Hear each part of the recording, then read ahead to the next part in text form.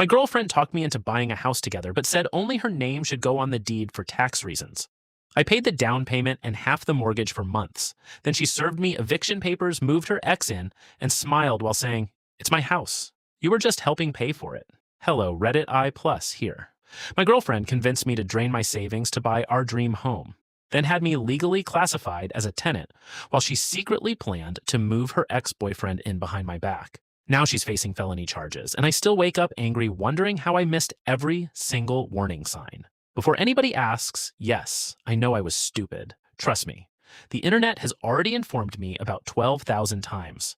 But when you love somebody and you've spent years building a life together, you don't expect them to be running a long con with their family acting as accomplices. I'm 31 now. This started when I was 28. My ex-girlfriend was named Sabrina. She was 27 at the time, worked in event marketing, charismatic as hell, the kind of woman who could talk a parking officer out of giving her a ticket. We'd been together for almost 3 years, living in my downtown apartment. I worked remote in cybersecurity and had spent most of my 20s saving aggressively. No fancy vacations, no expensive car. I had nearly $85,000 saved because I wanted stability. Sabrina used to joke that I lived like a retired grandfather. Then one night, she hit me with the dream. "We should stop making landlords rich." That sentence changed my entire life. She started showing me listings constantly. Cute suburban homes with fenced backyards, finished basements, little breakfast nooks. She talked about future kids, dogs, Thanksgiving dinners, growing old together. Looking back, she wasn't selling me a house. She was selling me a fantasy, and I bought every second of it. The weird part started when financing came up. Sabrina told me her uncle was a real estate attorney and had creative ways to maximize tax incentives. According to her, if the home was only in one person's name, we'd qualify for first-time buyer benefits, lower interest rates, and better loan programs because of her financial situation. I remember asking, "Wouldn't both our names make more sense if we're both paying?" She laughed like I was adorable. "Babe, married couples do this stuff all the time. It's just paperwork." We weren't married, but after 3 years together, I didn't think she'd screw me over. That was mistake number 1. Mistake number 2 was trusting her uncle. The guy was slick, expensive watch, perfect teeth, talked like a politician. He sat me down and explained how ownership structures worked. "You'll still have equitable interest in the property," he said. "Your contributions establish financial stake." At the time, I didn't realize he was carefully avoiding saying the word ownership. There's a huge difference. He also pushed this temporary arrangement story. Said we could always refinance later and add my name after a year. Every answer sounded just legitimate enough to calm me down. Then came the down payment. The house cost $420,000. I wired $78,000 for the down payment and closing costs. Sabrina contributed exactly $4,200. I didn't know that until much later. At closing, she claimed there were last-minute lender restrictions preventing me from being added to the title immediately. I should have walked right then. Instead, I stood there smiling while she held the keys and kissed me in the parking lot. "Our home," she whispered. God, I hate that memory now. The first few months were normal, at least I thought they were. I paid most of the mortgage because I earned more. I also paid for renovations, new appliances, flooring, landscaping, furniture. Every payment went into Sabrina's account because she said it would simplify bookkeeping for taxes. I transferred her roughly $5,400 a month. Mortgage, utilities, repairs, everything. And slowly, little things started feeling off. She became protective of mail. She'd grab letters before I could see them. One afternoon, I accidentally opened an envelope from the mortgage company because I thought it was junk mail. Sabrina completely lost it, like genuinely panicked, not annoyed, panicked. She snatched it from my hands and started yelling about financial privacy. That was the first moment my stomach dropped. Then her ex-boyfriend reappeared. His name was Damien, tattoo artist, wannabe musician, 34 years old and somehow perpetually unemployed. Sabrina swore they were just friends now. Funny how just friends kept texting at 2 a.m. One Friday night, I came home early from a work conference because my return flight got changed. I walked into my own kitchen and found Damien barefoot in the house drinking from one of my coffee mugs. Not paper cups, not disposable glasses, my actual coffee mug, like he lived there. Sabrina acted shocked to see me. "Oh my God, you're home early." Damien looked uncomfortable for exactly 3 seconds before casually saying, "What's up, man? What's up, man? In my house." The argument afterward was massive. Sabrina insisted I was overreacting. He was helping me move furniture. At midnight, barefoot, while drinking whiskey. Sure, things got colder after that. She stopped talking about marriage completely, stopped saying our house. It became my house in little casual comments.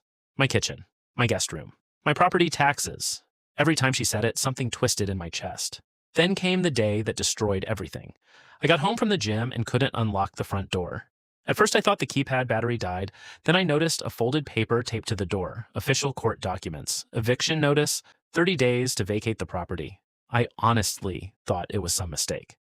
I called Sabrina over and over until she finally answered, completely calm.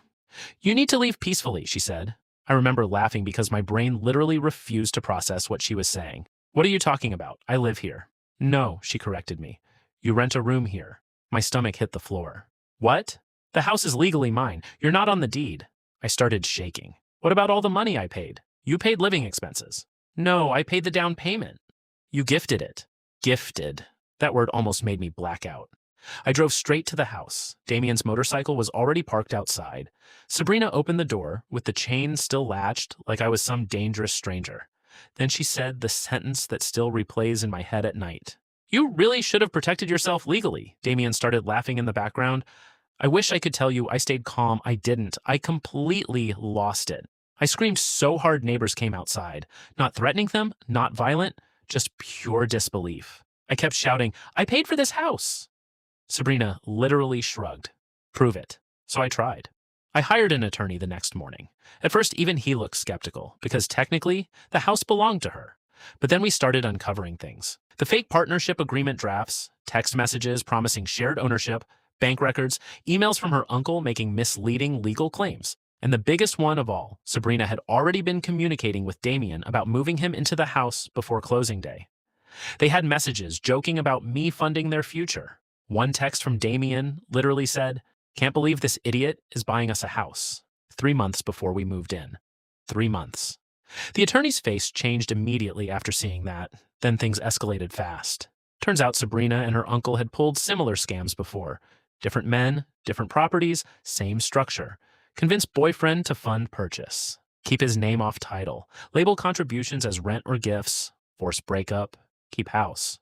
Except this time they got greedy because they used interstate wire transfers, falsified financial disclosures, and manipulated loan documentation. The case crossed into federal territory. The state attorney general's office got involved first. Then federal investigators started digging.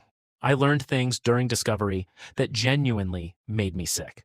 Sabrina had never intended to marry me. She told friends I was financially useful. Her uncle coached her on specific wording to avoid creating enforceable ownership claims. Damien had been secretly staying in hotels with her during our entire relationship. And the worst part? They all used to sit in that house together, laughing about me while I worked late hours to pay the mortgage.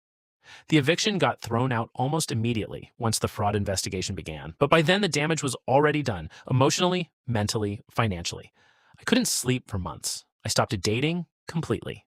Had panic attacks anytime somebody mentioned buying property. Meanwhile, Sabrina kept acting like the victim online, posted vague social media quotes about surviving toxic men. You know what finally destroyed her? Greed. Again. Investigators discovered she'd lied on mortgage applications about occupancy intentions and concealed outside financial arrangements tied to my money transfers. Her uncle had coached multiple clients to structure fraudulent deals similarly. Once the banking records got subpoenaed, everything unraveled. 2 years later, both of them took plea deals. Her uncle lost his law license permanently.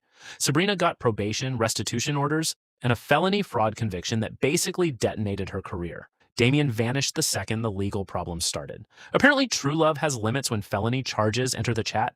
As for the house, it got sold during the settlement process. I recovered about 60% of what I lost financially. The rest is just gone. But honestly, money wasn't the hardest thing to lose. It was the humiliation. The feeling that somebody studied your trust like a weakness and weaponized it against you. So yeah, that's my story. And if anybody reading this is about to put tens of thousands into a property without your name legally attached to it because your partner says it's just paperwork, don't. I don't care how in love you are. Love doesn't override contracts, and manipulators count on good people confusing the two.